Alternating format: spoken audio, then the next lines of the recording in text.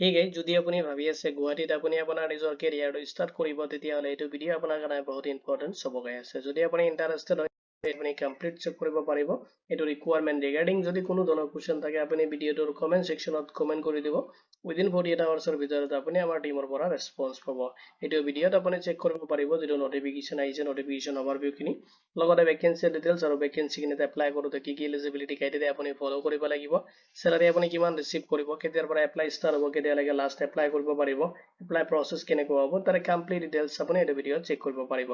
যদি আপুনি ইণ্টাৰেষ্টেড নাহক দেৰি নকৰি আজিৰ ভিডিঅ'টো আৰম্ভ কৰোঁ। নেশ্যনেল ল university and judicial academy Guwahati requirement 2026 কাৰণে নটিফিকেশ্যন আহিছে আৰু ইয়াৰ ডিটেইলছখিনি আপুনি এইটো ভিডিঅ' চিষ্টেমেটিক চেক কৰিব পাৰিব। ফাৰ্ষ্টত যিটো ৰিকুৱাৰমেণ্ট আহিছে তাৰে অভাৰভিউখিনি চাই লওক। অৰ্গেনাইজেশ্যন নেশ্যনেল ল ইউনিভাৰ্চিটি এণ্ড জুডিচিয়েল একাডেমিৰ পৰা আহিছে নটিফিকেশ্যনটো।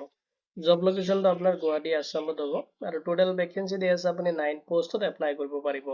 পোষ্ট নেমখিনি দি আছে professor, associate professor and assistant professor পোষ্টত আপুনি এপ্লাই কৰিব পাৰিব। এপ্লিকেশ্যন যিটো মোড দি আছে আপুনি অনলাইনত এপ্লাই কৰিব লাগিব। অনলাইনত আপুনি কেনেকৈ এপ্লাই কৰিব সেইখিনি ডিটেইলছ মই আপোনাক এইটো ভিডিঅ'তে প্ৰভাইড কৰিম। এতিয়া চাই লওক ভেকেঞ্চি ডিটেইলছ এণ্ড পে স্কেলখিনি। তো চাই লওক প্ৰফেচাৰ অফ ল পোষ্টৰ কাৰণে দি আছে য'ত আপুনি 2 পোষ্টত এপ্লাই কৰিব পাৰিব আৰু পে লেভেল 14 এপ্লিকেবল হ'ব য'ত আপুনি 1,44,200 আপুনি ৰিচিভ কৰিব। এছ'চিয়েট প্ৰফেচাৰ অফ ল য'ত আপোনাৰ 4 পোষ্টৰ কাৰণে আহিছে নটিফিকেশ্যনটো আৰু পে লেভেল আপোনাৰ 13A এপ্লিকেবল হ'ব আৰু আপুনি চেলাৰী ৰিচিভ কৰিব 1,31,400।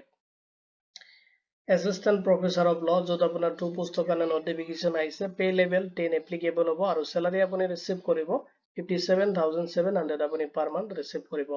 নেক্সট যিটো পোষ্ট দি আছে এছিষ্টেণ্ট প্ৰফেচাৰ যিটো পলিটিকেল চায়েন্সৰ কাৰণে হ'ব য'ত 1 পোষ্ট দি আছে, পে লেভেল 10 এপ্লিকেবল হ'ব য'ত আপুনি 57,700 আপোনাৰ ৰিচিভ কৰিব আপোনাৰ চেলাৰীটো। এতিয়া চাই লওক ভেকেঞ্চিখিনিত এপ্লাই কৰোঁতে আপুনি ফ'ল' কৰিব লাগিব ইলিজিবিলিটি ক্ৰাইটেৰিয়াখিনি।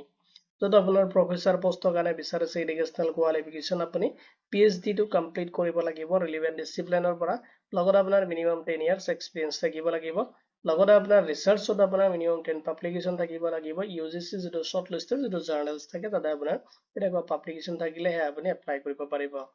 নেক্সট যিটো পোষ্ট দি আছে এছ'চিয়েট প্ৰফেচাৰৰ কাৰণে য'ত আপুনি এপ্লাই কৰিব পাৰিব। এডুকেশ্যনেল কোৱালিফিকেশ্যন বিচাৰিছে যদি আপুনি PhD and master degree complete কৰিছে তাতে আপোনাৰ এটলিষ্ট 55% মাৰ্ক থাকিব লাগিব। লগত আপোনাৰ মিনিমাম 8 ইয়াৰ্ছ এক্সপিৰিয়েঞ্চ বিচাৰিছে থাকিলেহে আপুনি এপ্লাই কৰিব পাৰিব। নেক্সট যিটো পোষ্ট দি আছে এছিষ্টেণ্ট প্ৰফেচাৰৰ কাৰণে য'ত আপোনাৰ বিচাৰিছে মাষ্টাৰ ডিগ্ৰী উইথ আপোনাৰ 55% মাৰ্ক থাকিব লাগিব। লগত আপোনাৰ ৰিকুৱাৰ্ড হ'ব যদি আপুনি নেট স্লেট কমপ্লিট কৰিছে বা তেনেকুৱা PhD ডিগ্ৰী আপুনি কমপ্লিট কৰিছে, এজ পাৰ যিটো UGC ৰেগুলেশ্যন আছে সেইটো হিচাপত আপুনি কমপ্লিট কৰিলেহে আপুনি সেইটো ৰিকুৱাৰমেণ্টত এপ্লাই কৰিব পাৰিব। এপ্লাই কৰোঁতে আপুনি এপ্লিকেশ্যন ফি পে'মেণ্ট কৰিব লাগিব আৰু পে'মেণ্টখিনি আপুনি অনলাইনত কৰিব লাগিব আৰু পে'মেণ্টখিনি আপোনাৰ কেটেগৰী ৱাইজ ডিভাইড কৰি দি আছে। জেনেৰেল OBC এণ্ড আদাৰ্ছ কেণ্ডিডেটসকলে 2,500 পে'মেণ্ট কৰিব লাগিব। SC ST PWD কেণ্ডিডেটে 1,500 পে'মেণ্ট কৰিব লাগিব। এতিয়া চাই লওক এইটো ৰিকুৱাৰমেণ্টত আপুনি এপ্লাই কেনেকৈ কৰিব। তো এপ্লাই কৰিবলৈ আপুনি কেইবাটাও ষ্টেপ ফ'ল' কৰিব লাগিব। ফাৰ্ষ্টত আপুনি চাওক ভিজিট কৰিব লাগিব আপুনি অফিচিয়েল ৱেবছাইটৰ যিটো লিংক মই এইটো ভিডিঅ'ৰ ডেছক্ৰিপশ্যনত আপোনাক প্ৰভাইড কৰা দিম। নেক্সট আপুনি তাতে যাই কিনে ৰেজিষ্ট্ৰেশ্যন কৰিব য'ত আপোনাৰ বেছিক ডিটেইলছ ফিল আপ কৰিব। নেক্সট আপোনাৰ এপ্লিকেশ্যন ফৰ্মটো ফিল আপ কৰিব লাগিব য'ত আপোনাৰ personal details educational and professional যিখিনি এক্সপিৰিয়েঞ্চ ডিটেইলছ আছে সেইখিনি আপুনি ফিল আপ কৰিব লাগিব।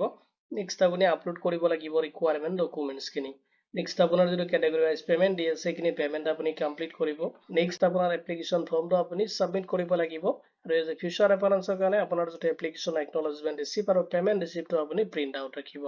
ইম্পৰ্টেণ্ট নোট চাব এইটো লাষ্ট ডেট দি আছে, এপ্লাই অলৰেডি চলি আছে আৰু লাষ্ট আপুনি এপ্ৰিল 30, 2026 লৈকে এপ্লাই কৰিব পাৰিব। যদি আপুনি ইণ্টাৰেষ্টেড হয় এইটো ভিডিঅ'ৰ ডেছক্ৰিপশ্যনত দিয়া লিংকটো চেক কৰিব এণ্ড অফিচিয়েল যিটো নটিফিকেশ্যনৰ লিংক প্ৰভাইড কৰি দিম তাতে আপুনি ডাউনলোড কৰি কিনে গোটেইখিনি ডিটেইলছ চেক কৰিব পাৰিব। তো ৰিকুৱাৰমেণ্ট ৰিগাৰ্ডিং কোনো ধৰণৰ কুৱেশ্যন থাকিলে ভিডিঅ'টোৰ কমেণ্ট ছেকশ্যনত কমেণ্ট কৰি দিব। ভিডিঅ'টো চোৱাৰ বাবে ধন্যবাদ দি কিনে আজিৰ ভিডিঅ' ইমানতে সামৰিছোঁ।